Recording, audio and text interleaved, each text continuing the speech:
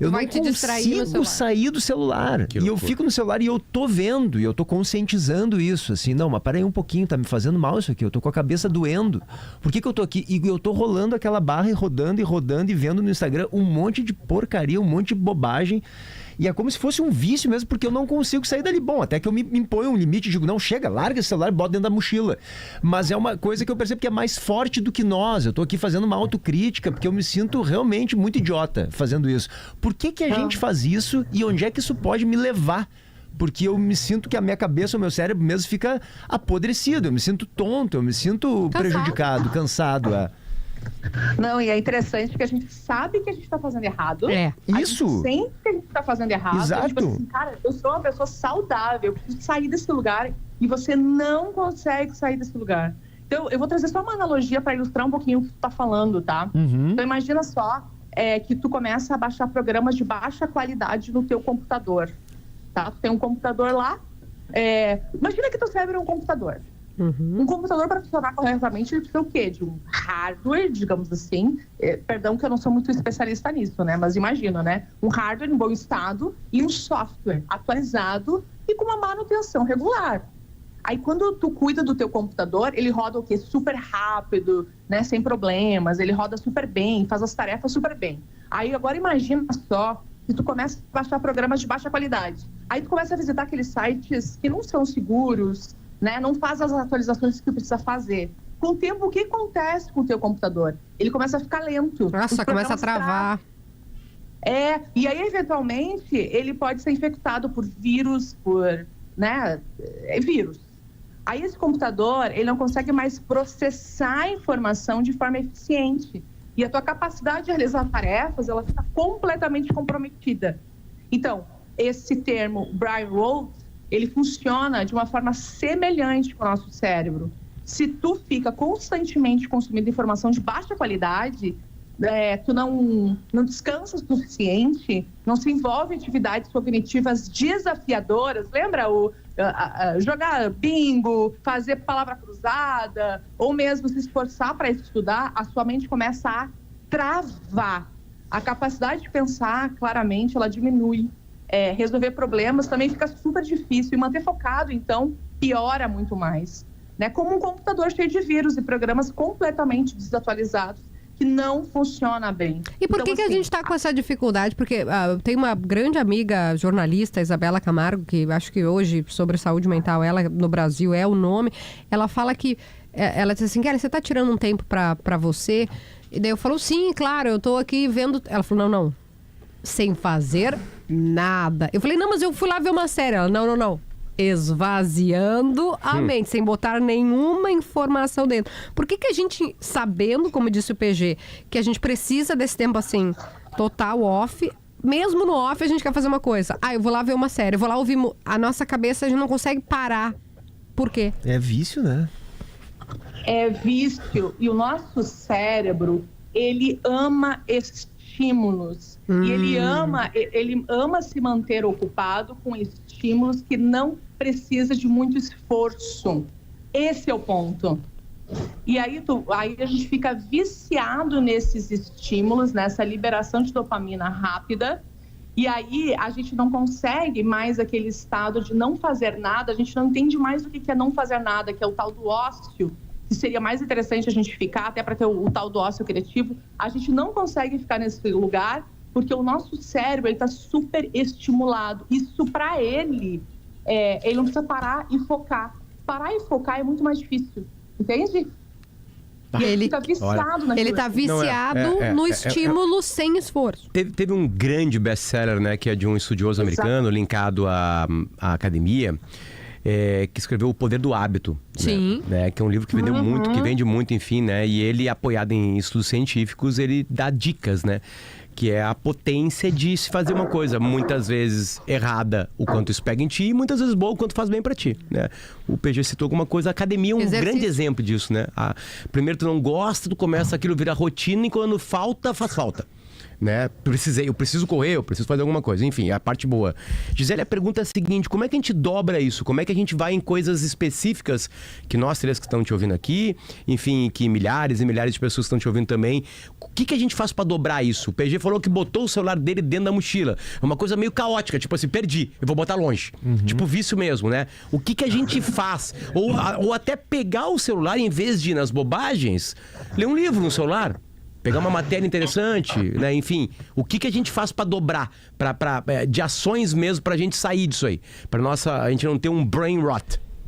Ó, e uma coisa interessante que tu falou que ele fez ali, que ele pegou o celular e botou na mochila. Tu sabe que tem um estudo que demonstra que se tu pega o teu telefone, por exemplo, tu vai fazer uma prova, e tu deixa o teu telefone ao lado da tua prova, ou um estudo, algo que precisa de um pouco de atenção, tu vai, automaticamente, vai ficar rodando um programa interno que tu precisa olhar para aquele telefone.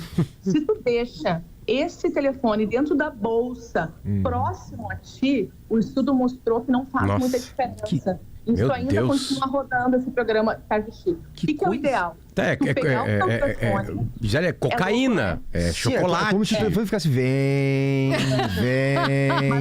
Mas a Gisele tá dizendo... Mas, Gisele, desculpa, aí o ideal é fazer o quê com o telefone? Jogar fora. Então... Bota no lixo. Jogar fora, adorei. Então, o ideal é tu pegar esse telefone e deixar numa outra sala, onde não tá no teu campo de visão. E aí sim tu vai conseguir focar. Então, quando precisa estudar, deixa o telefone longe de ti, longe do teu campo de visão. E não adianta deixar ele desligado próximo. Tem que deixar fora do campo de visão. Isso é uma das coisas. Campo de visão, gente, porque a gente fica tentado, é isso? Fica tentado a olhar, fica condicionado. É, porque roda um programa interno de, será que alguém me ligou? Será que tem alguma coisa importante acontecendo e eu não tô vendo? Entendeu? Sim. Então, isso é uma coisa interessante. Sim. A gente trabalha com internet, eu como vocês também uso o telefone para trabalho. Então, quando eu preciso me focar, já baseada nesse estudo, é exatamente o que eu faço. Eu deixo o telefone longe do meu campo de visão, em outra sala, como mostrou esse artigo. Agora, limitar o tempo de tela, ele é super importante. Ele é um desafio hoje em dia, mas ele é importante. A gente precisa limitar o tempo de tela, botar o pé na grama para descarregar também é super importante. Isso ajuda fisiologicamente a diminuir o estresse. Tá? É simples, botar o pé na grama. Quando foi a última vez que tu botou o pé na grama? Não sei se vocês têm essa rotina, a maioria não tem, mas isso nos ajuda bastante a conectar um pouco, a liberar um pouco esse estresse, essa ansiedade. Lembrou aquela música do Jorge Ben? Por quê? É proibido pisar na grama. Tem placa, né? As pessoas botam placa. Proibido pisar na grama. Gisele, bom, vai, Pedro. Não, eu tenho uma dúvida que é o seguinte, que ainda não ficou claro pra mim, não sei se pra vocês ficou. O que ocorre na prática com esse brain rot aí? O que rola? Tipo, tu disseste pra gente, Zé, que a gente começa a ter mais dificuldade de pensar. Concentrar. O que ocorre exatamente? O raciocínio fica mais lento, a gente não se concentra. No longo prazo, daqui a 10 anos, se a gente continua tendo uma rotina dessa, o que acontece com a nossa cabeça? A gente passa a ficar mais burro, de maneira literal? Explica pra gente. Ótimo. Ó, a médio prazo, diminuição da concentração. Porque a sobrecarga de informação pode levar à dificuldade de se concentrar em tarefas importantes. Estresse e ansiedade. O constante bombardeio de informações pode aumentar o nível de estresse e ansiedade. Problemas de sono, galera, que a maioria das pessoas já estão tendo isso. E a gente olha o celular antes de dormir, ou seja, a gente tá... Não, a última coisa a olhar é a primeira vez. No outro dia. Exatamente. Então o sono já fica ruim, né? E aí a longo prazo que vocês perguntaram, né? Então, o próprio burnout pode levar a isso, que é o esgotamento mental contínuo, pode evoluir para um burnout. O declínio cognitivo a longo prazo, pensa bem, declínio cognitivo, que é a exposição constante a informações superficiais. E a gente está falando de conteúdo superficial, tá? Aquele conteúdo que realmente é lixo, notícias lixos de fofoca, por exemplo, sabe? Também leva a isso. E problemas de saúde mental, como depressão e outros transtornos mentais, podem se agravar. Gisele, tu estava falando sobre mudar hábitos, né? Enfim, eu queria que tu contasse a tua história, né? A tua história é uma história de uma virada, assim, enfim, né? Em cima de um grande problema, né? Queria que tu pudesse dividir isso com a audiência, por favor. Que tipo de problema tu teve, como tu se recuperou e como isso deu uma guinada na tua vida, por favor. Bom, eu sou empresária, também sou eu trabalho bastante, né? E sou especialista em comportamento humano. E eu fiquei muitos anos anos ligada e também sou publicitária. Então, muito tempo ligado à internet, ao estresse, né? Muito trabalho. Eu sempre gostei muito de trabalhar, né? Eu gosto muito de servir e tudo mais. E aí, hoje eu lido com um problema muito sério, que é um problema renal. Então, eu tive um declínio dos meus rins e hoje até estou precisando fazer um transplante para ter uma ideia do quanto isso se agravou em mim. É por isso que eu tenho estudado tanto a respeito disso. E aí, o que eu fiz? Eu busquei, mudei o meu estilo de vida alimentar, mudei o meu estilo de vida de estresse. Hoje eu fui buscar, inclusive, uma casa onde eu tenho a grama. Lembra que eu falei, bota o pé na grama? Né? Eu fui buscar isso e diminuir tempo de tela. E também uso meditação para me ajudar, né? Foi o que tem ajudado bastante a minha saúde mental e física. E qual é a tua estratégia, Gisele, para diminuir o tempo de tela, por exemplo? Cara, então, lembra que vocês acabaram de falar, de manhã e à noite eu não consigo ficar sem, né? Então, diminuir o tempo de tela, especialmente da noite. Porque acontece à noite? À noite é um momento que a gente eu vou dar uma olhadinha nas redes sociais e aí tu acaba consumindo conteúdo lixo. A melhor coisa para te consumir à noite são coisas de humor. Porque o humor, ele nos ajuda a dormir, por exemplo. Ele ajuda no sono, rir te ajuda. Então, assim, eu não consigo ficar longe do celular. Busca conteúdo de humor. A força é ali dentro. A força é ali dentro. Ou ir para uma série numa TV grande, enfim, né? Eu queria focar nas crianças, Gisele, né? Porque a gente foi uma geração que as telas nos atravessaram, né? A gente tinha um comportamento e apareceram as telas, né? Primeiro as de computador, a gente não conseguia carregar para nenhum lugar. Quando veio o smartphone em 2007, né? Um pouquinho antes com o telefone celular, né? Enfim, ele começou, mas não era uma coisa que a gente ficava ali, né? Não, era tela com conteúdo, era só para né? comunicação mesmo, né? O conteúdo veio para nosso bolso, enfim, né? E a gente carrega ele para qualquer lugar do mundo. E as crianças que estão nascendo, a geração Z e geração Alpha, né? Que estão nascendo com telas todo o tempo. O que a ciência já está dizendo? Porque todo mundo que a gente ouve nessa área está absolutamente preocupado. Muito, muito preocupado. Preocupação mesmo, assim. O que a gente está plantando com essas crianças com uso de telas indiscriminado? Olha, não é muito diferente do que eu falei antes, tá? Diminuição da concentração. Vocês notaram que ultimamente, nos últimos anos, parece que todo mundo agora tem TDAH? Antes a gente não ouvia falar sobre isso? Hoje todo mundo tem TDAH. Por quê? Por causa do autoestímulo, o estímulo elevado de informações rápidas. E lembrando, tá? Não é o problema em si a tela, o problema são os conteúdos e a forma que a gente usa a tela. Sim, porque não tem problema fazer uma chamada de vídeo pra criança ver a avó, né, gente? Ela não vai ficar 5 minutos. 5 horas olhando desenho, né? Aliás, isso, quem tem criança, Gisele, quem tá criança tá vendo isso. Muita tela, comportamento errático depois, pouquíssima paciência, não quer mais conversar, enfim... Esse ponto aí do a gente não ter paciência, obrigada, Potter, por ter me lembrado, porque daí a gente se irrita se o vídeo tem... Sei lá, vou pegar o vídeo da Isa, que é a semana... O vídeo tinha 4, 5 minutos, a gente... Quando é que chega o final? Que isso? Que loucura é essa? A gente acha esquisito, estranho, né? A gente quer coisas muito, muito rápidas. Eu ouvi esses dias... eu já me cansei.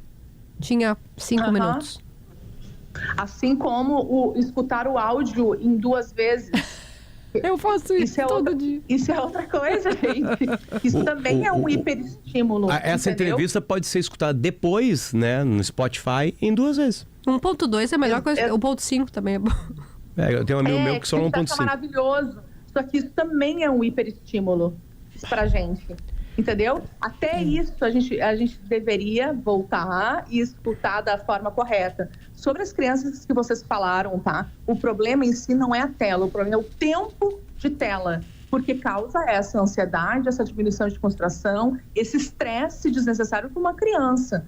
Cara, uma criança, ela precisa botar a mão na terra, ela precisa botar o pé na grama, ela precisa brincar ao ar livre. Gi, mas hoje eu não consigo, Gi, porque eu moro em lugares que tem uma questão de segurança, né? Então, não é possível. Mas é possível eu, em casa, comprar, tipo, massinha de modelar, deixar essa criança colocar essa mão nessa massinha de modelar de vez em quando, entendeu? Para diminuir o máximo possível. É um trabalho que começa pela conscientização dos adultos. Porque as crianças não são ocupadas pela tela. Chegou no ponto que eu queria chegar, Gisele. Na real, é completamente linkado. Se a gente tem dificuldade para nos comandar, imagina comandar um ser externo, né? Tipo assim, e agora tá absolutamente linkado. Se o meu filho chega em casa, eu tô lendo um livro, daqui a pouquinho ele pega um livro. Se eu tô jogando bola, ele vai querer jogar bola. Se eu tô na tela, ele vai pra tela. Aí eu não posso reclamar que ele tá na tela.